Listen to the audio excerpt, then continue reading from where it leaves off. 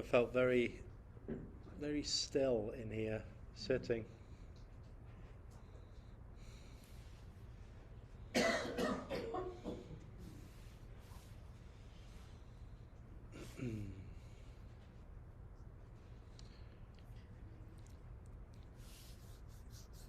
It's nice and hopefully somewhat useful to share some words in regards to Dharma practice and meditation practice, but really the still and quiet practice of just being with, being present is the most effective teacher and the most effective teaching.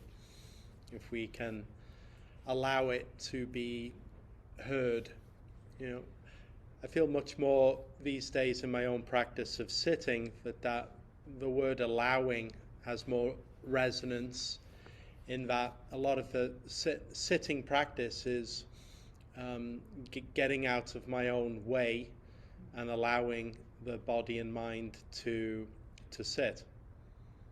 Rather than my doing something, it's being willing to not do something.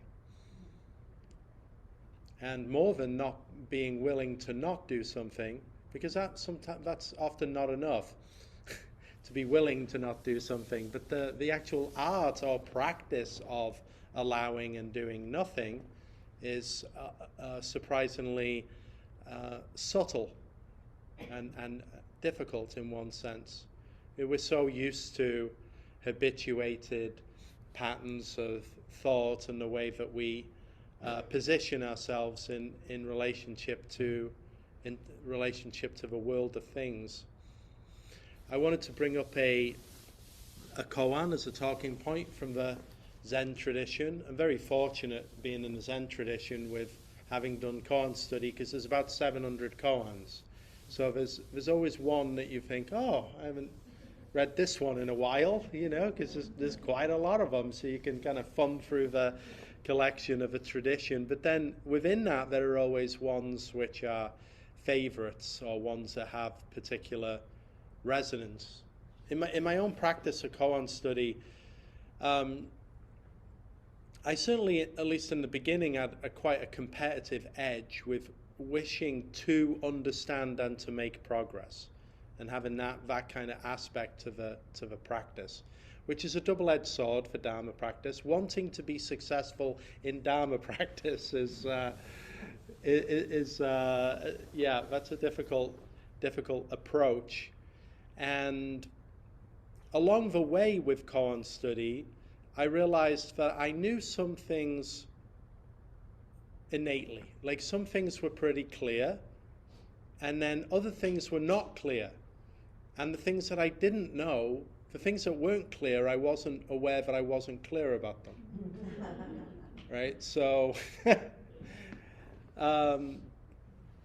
bringing those in the study, then encountering things that not only do I not know, but didn't know that I don't know.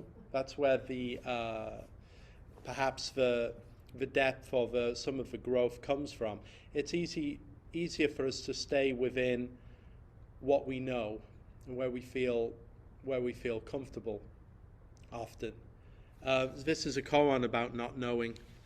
It's from the Book of Equanimity, which I was given a talk recently, and it was on the 10 perfections, or the 10 paramitas, Mahayana Buddhist, and not just Mahayana, but Buddhist formula, characteristics of the Buddha, 10 characteristics. There's a version with 6, and there's a version with 10. And in the version with 10, equanimity comes as the last one. And it's not that this is just a purely linear scale, but there is a linear quality there too. And to arrive at a place, or to have the practice of equanimity be a manifest practice in one's life, has long been an aim and a quality of Buddhist practitioners and Dharma practitioners. After all, if there's no equanimity, then what really is the point of the practice? You can't arrive at a place of having an accepting relationship to the world, which is difficult. Maybe we kind of get into that, right? Accepting the world as it is. Oh my gosh, that's certainly a challenge. So this is case 20. It might be familiar to you because it's one of my favorites. So if we've practiced together for some years, you might know this one. So this is called Not Knowing is the Most Intimate. Attention. Zen teacher Jizo asked Hogan, "Where have you come from?" "I pilgrimage aimlessly," replied Hogan. "What is the matter of your pilgrimage?" asked Jizo. "I don't know," replied Hogan. "Not knowing is the most intimate," remarked Jizo. And at that, Hogan experienced a great enlightenment. I was always drawn to these koans early on, especially ones that finished with that line. "Upon hearing this, so-and-so was greatly enlightened." And I'm like, well, that's all I got to do then. I kind of show up to a Zen center and ask a few well-timed questions, and I shall experience great enlightenment. Yeah. And exactly. But not much point writing to the editor about this, you know, if you're dissatisfied because this was written in the 13th century. So, but at that, Hogan experienced a great enlightenment. So here we have two Zen practitioners from the classic era in China, the Chan era, Tang Dynasty. Hogan, who would go on to have his own school of Zen. There were 5 principal schools of Zen Buddhism were formed in China. Hogan was one of these that would have his own school. But here he is before becoming a teacher and studying with his teacher Jizo, and about to go out on pilgrimage. This was a typical practice in Zen Buddhism in that era for somebody who was just beginning to teach. They would have to go out on, it was traditional to go out on pilgrimage and to visit other teachers in different traditions. Visit other teachers and then to really somewhat kind of test your understanding with other people from other traditions. And that was a healthy way of not just falling into one particular understanding or one style of Zen, which can happen. I mean, that I felt that with my time at Yokoji at the Zen Center. You know, there was a time where I was really feeling disenchanted, you know, more than usual, just kidding, right? But just feeling like kind of disenchanted, and then going away to a teacher's meeting with people from Zen centers from all over the United States, and feeling disenchanted with Zen, and then meeting people from other parts of the tradition, and then really enjoying myself and learning a lot, and then realizing, oh, wait, you know, what was I defining as Zen? What was I defining as Dharma practice? It's so much broader, you know. So in a sangha, that can happen. You just be like, you know, Dharma practice isn't really, it's not working for me. There's aspects that I don't like, but it's one group doesn't speak for the whole of the Dharma in that way, in the whole of practice. So Hogan here is going out on pilgrimage to explore and to meet other teachers. But first, Jizo asks him, where have you come from? And they've known each other a long time at this point. You know, so often with these kind of Zen koan questions, it's not, there's a kind of a surface level, and then there's the deeper level. Right? We could ask each other, like, where did you come from today? And, oh, well, I came from, you know, Cathedral City, or I came from wherever it might be. And sometimes we do that just to make connection. But on a deeper level, he's asking him, really, as a person in this world, where did you come from? And if we follow along the more kind of the relative answering, like, yeah, I came from over there, we could trace it back. Where do you come from? Well, I came from Ohio originally, or, I came from, in my case, the UK, just come back. Came from the UK originally. Where did you come from? And so that story can be arranged with just, descriptions, labels, things that we can relate to in the realm of the known. Where did you come from? Oh, I know where that is. Yeah. Oh, I went there once. Right. But this is being asked on a deeper level, very kind of, just intrinsically. Where are you from? Where are you from? Where are you from? Or where did you come from? And we all have that in common. Like, we all appeared in this world. Where did you come from? Where were you before? Where were you before you came into this world? Right? I remember asking my son that when he was very small. Like, what do you know? Where do you come from? And there was a pause, like he was going to say something, and I had a moment when I thought, oh my God, here it comes. He remembered. They try that with the young Dalai Lamas. They're like where? But really, that's a wall for all of us, right? That's a barrier. Where do you come from? Don't know. Don't know. There's things that we could say, well, I came from, and describe, our parents and the history before we arrived, but we have no recollection or no contact with that. It really seems on the face of it, we came from nowhere. And yet here we are. So where have you come from? And he gives a curious answer here, Hogan. Hogan says, I pilgrimage aimlessly. I pilgrimage aimlessly. So, we look at this, the word, what is it to pilgrimage? I like to look into the etymology of words. Originally pilgrimage, it had an aspect of it which meant from afar, or being a foreigner. Often people who were encountered on pilgrimage had come from a long way away, from a distant land, often a dangerous journey to visit somewhere sacred, right? Certainly in history, to go on a long pilgrimage.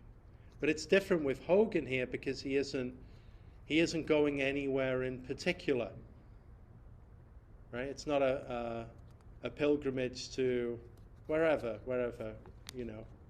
sacred or secular, we might imagine. He says he's pilgrimaging aimlessly, not going anywhere in particular. Then why call it a pilgrimage? In a conventional sense, we have something that's sacred and something that's not so sacred. Something that's like holy or not holy, something that's special or not special. But how about if it's all special? It's all sacred. Master Dogen, many centuries later, was asked a question that somebody asked him, is there anything sacred, or where do you find the sacred in the secular life? And Dogen said, there is no secular in the sacred life. Right? There's only the sacred. We can decide somewhere is a sacred space if we bring that meaning to it. But if we look really deeply into the fact of now, into this experience, it's all sacred. Life is sacred. He pilgrimages aimlessly. Anywhere that you go, that's the important place to be. Everywhere that you are, that's the most important place, the most sacred place. So, Jizo presses him a little further and says, what is the matter, or what is the point of the business of your pilgrimage? The why. Why do that? Why live this way? He's asking a monk, somebody who's committed their life to really deeply exploring this curious mystery that we're all involved in. Right? Where we don't need to become a monk or a nun or particularly to do that. Some people are foolish enough to commit 20 years or more to living at a religious center. You're right. The good news is you don't have to do that, right? No, not intrinsically, nobody has to do that, but relatively, some people need to do that. I mean, for me, in my inquiry into the spiritual life, into Dharma or into practice, is from a very small child. I was deeply puzzled by the fact that we're here, that I'm here, that this world is here. And I really couldn't understand why more people weren't saying, hold on a minute, what's going on? Right? But if you get involved in a sangha, you realize that is actually quite a common feeling for many people. Like, what is going, it might fly under the radar, but I think it comes up for everybody at some point in their life. Like, why am I here? What is this? What are we involved in? What is the business? What is the matter of your pilgrimage? He asks Hogan. And Hogan gives this famous Zen answer: I don't know. I don't, or not knowing is really a closer translation. Not knowing. And Jizo remarks, not knowing is the most intimate. It's the most intimate thing, to not know. Now, as human beings, we put a lot of stock in knowing, right? I know I do. I think everybody does. We like to know. We like to understand. We like to really define and fix. And this is a double-edged sword for human beings, to know, to fix.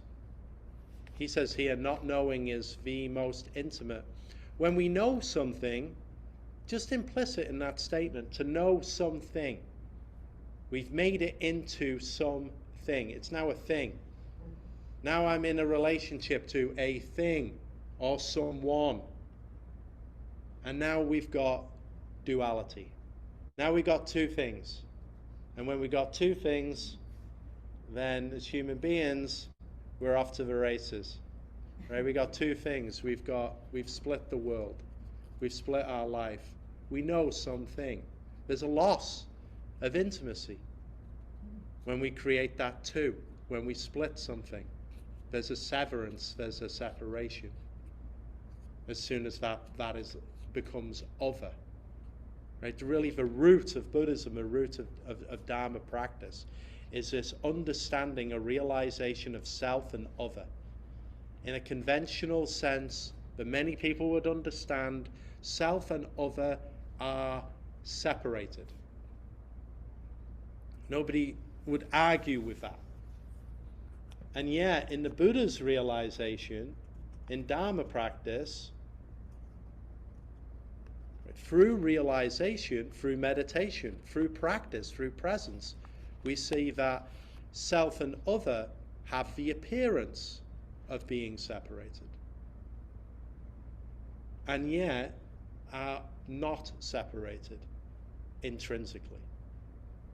Relatively, self and other are divided. Absolutely or intrinsically, self and other have never been and can never be divided. And when we come into this room, when we sit, there's a little bit of, as a group of human beings, self and other are clearly distinguished. There you are pulling up in the parking lot, there I am, and we talk and we come in, and some people are here, some are outside, self and other, all around. And yet we sit down here on Zoom, come together as a sangha, strike the bell, and there's a time, and then the realization of self and other non-divided comes into appearance, slowly but surely. right? And we feel that. We feel that we sit for 30 minutes and then the bell is struck again, and something magical may have seemed to occur. And yet, nothing new, nothing extra has occurred, but rather there is a returning to the way things actually always are and have been. Like connected, undivided, intimate. An intimacy that's found in sitting together. This awareness, this curious awareness that doesn't know. You know, each of us is at the root, and our heart knows it. We realize that. We realize we have the same undivided awareness. And yet, as it's bent through the lens of me, I, and a whole lot of knowing, the divide starts. The fractures come in. The splits happen. So our practice in Dharma or in Buddhism, if we put those labels on, though we don't need to, it's always the returning to, turning back, falling back to, coming back, right? From a place of being divided, which knowing really is an accelerant for, and coming back to a place of being undivided, where not knowing is much more the nature of that. Not knowing is most intimate, he says, and Hogan, and then Hogan experiences great enlightenment. Good for Hogan. This not knowing was incorporated beautifully by Bernie Glassman, one of Maizumi Roshi's principal, his first Dharma air, when he developed the 3 tenets of Zen peacemaking. Often, founders have real deep effect. In my tradition, Maizumi Roshi being the founder, coming from Japan and being one of the founders of American Buddhism, amongst others, in different traditions, but having a strength of being a lot of strength in being a founder. And then his first Dharma heir, Bernie Glassman, was a founder in a different regard, in that he practiced as a monk. He was very much a Zen Buddhist in a formal sense, until after Maizumi Roshi passed away, and he felt that then he was empowered to teach the Dharma in a way that he felt was deeply resonant for him. There is something in that in terms of tradition. You're in a place, in a tradition, and there is like an imperative to uphold it in the way it was taught to you, and not to be in a rush to make changes or to do things differently. I like to tell a story of my friend who's a monk in Japan, and they've been talking about changing the schedule at their Zen monastery because it's with climate change, it's getting so much hotter, and they want to get up earlier. Classic Zen, we'll just get up earlier. They want to get up earlier, and so they adjust the schedule to match, and they've been talking about it for years, but no, they haven't done it because they've had the same schedule for 600 years. So nobody wants to be the first one to change the schedule. But Bernie did make some real changes. Handed in his robes, taught in a very socially engaged way, and developed the 3 tenets of Zen peacemaking: not knowing, bearing witness, and healing. And I found this in my own practice life, and when I look at teachings, and I like these short teachings, 3 points, 6 points, absolute maximum of 10 points, or I'll forget 3 of them. I like these short, precise teachings that have great depth, and this is one of them. This not knowing, bearing witness, and healing. I've talked about this first one already, right? Not knowing as the basis. Another way to look at not knowing is as non-duality. What we might call non-duality in Zen or Vedanta or other traditions. Not two-ness. That is something that everyone without exception can deeply realize particularly in still sitting practice. Right? If we learn to be able to really to sit down and openly allow our internal world and external world to be as it is, and to drop the preferring of value judgment around the content. Just in a few sentences, that's all of it. And yet it's very difficult to digest that for us all. Right? Because we are master manipulators of our personal reality. Right? And there are many powers out here in the world who are master manipulators of a narrative too, which is, we might think, this is what I think. Is it really, or did I just read that? Did I just hear that? Did I just align with that? Right? But to have that sense, at least when we sit, where not knowing, allowing, experiencing inward content just as it is, whether it's busy or not, whether you want to be here or not, no matter how meditation is progressing, whatever's showing up, allow. Like just a radical acceptance of our direct experience. The heart of Zen sitting, the heart of meditation in the Zen school. That's when internal world and external world, the sounds on the street, somebody's phone, a door closing down the hall, it's all allowed, welcomed even. Right? It's all life. What we let go of is the lines and the way we hold some things as welcome and unwelcome, including, importantly, the content of our own thinking. Not knowing is the basis. Then it's non-dual, it's not separated. And then the next step is bearing witness then. So the kind of a baseline of not knowing, not splitting. Things are whole as they are. And now, how do we bear witness? Because we can't sit here for forever. We don't sit. We sit for 30 minutes and then we get up and do things. Even the most devoted Dharma practitioner isn't sitting that much during the day or night. It's mostly activity out in the world.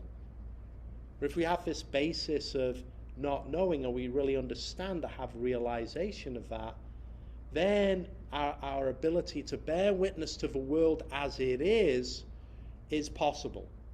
But that is a difficult task, right? We look at the world in the way that it is, and what is happening in the world. To bear witness to it as it is difficult for anyone of conscience, of anyone with a human heart. Then it is the world challenges in a 1,000 ways to be able to bear witness to it. But through this bearing witness, the third step becomes possible, right? Where originally Bernie called healing then starts to take place. Now this is kind of developed, this third tenet over the years. It began with healing, which was a healing the world, which I don't remember the term because it was Bernie used a Hebrew term which is kind of translated as healing or repairing the world as the third quality.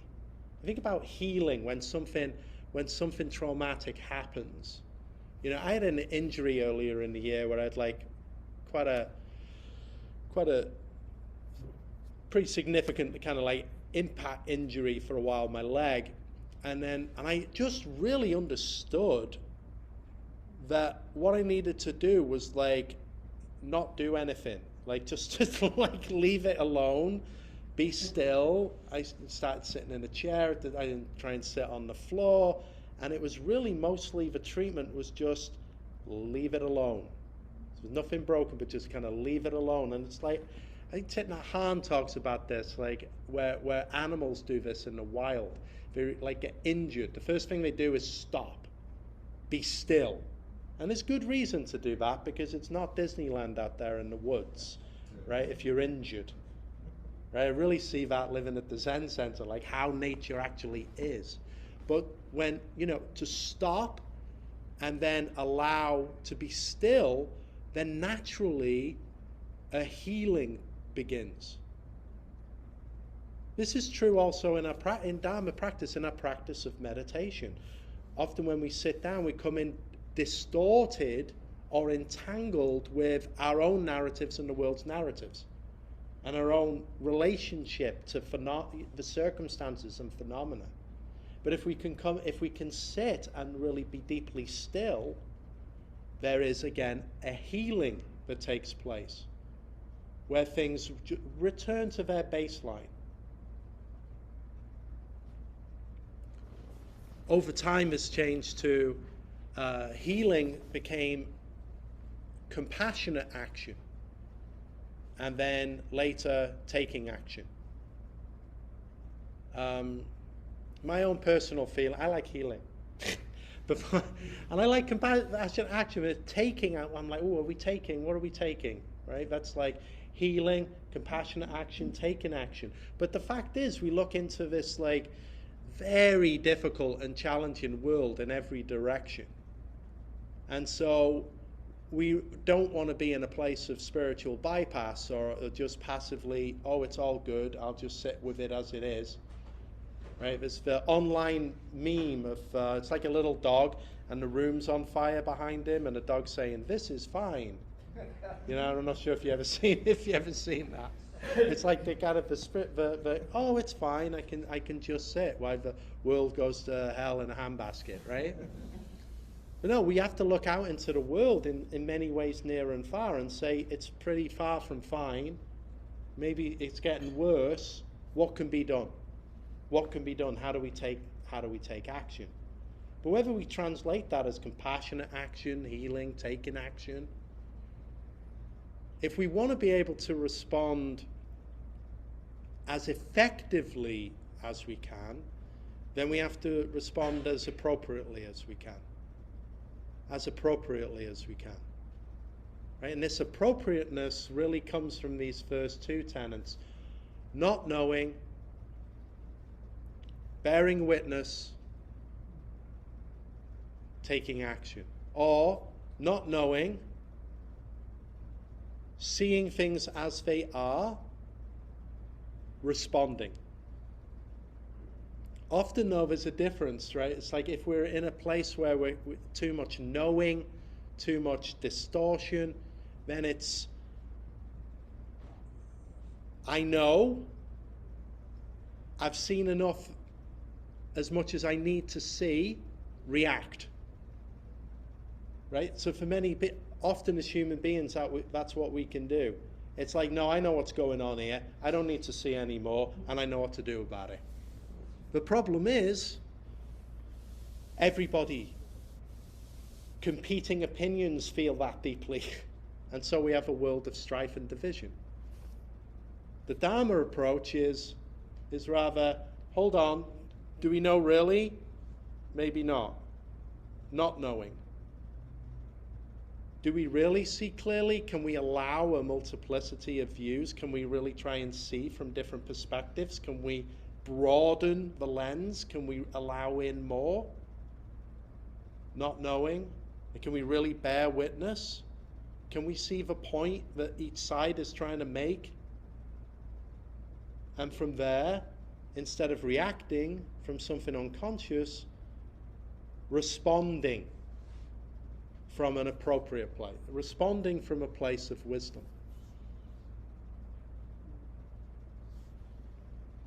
I just noticed there's a hand up, but it's me. I guess I've been going like this a lot. Apparently, I have a question. What are you talking about, Jokai? That all sounds ridiculous.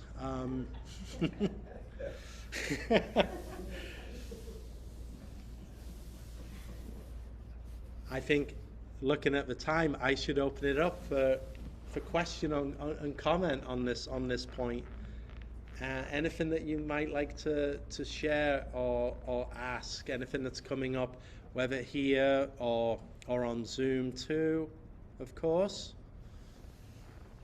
I always feel like it's a good one for dialogue, this formula. Yeah. Okay, thank you. Maybe I could read, just before we finish, I'm going to read Ian's, what Ian created going forth as our dedication before we go back out into the world. Okay, going forth into this world, so in need of light, may I bring all the kindness and wisdom I embody to each being and each situation that I meet. May the power of my practice today strengthen my resolve to be an agent of peace and justice in this world. Going forth together into this world so in need of light, may we together bring all the kindness and wisdom we embody to each being and each situation that we meet. May the power of our practice today strengthen our resolve to be agents of peace and justice in this world.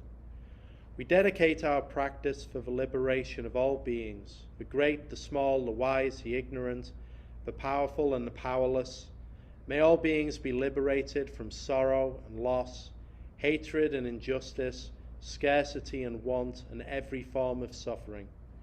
May our practice today be a prayer for peace, and may it benefit all beings without exception. Very nice. Thank you.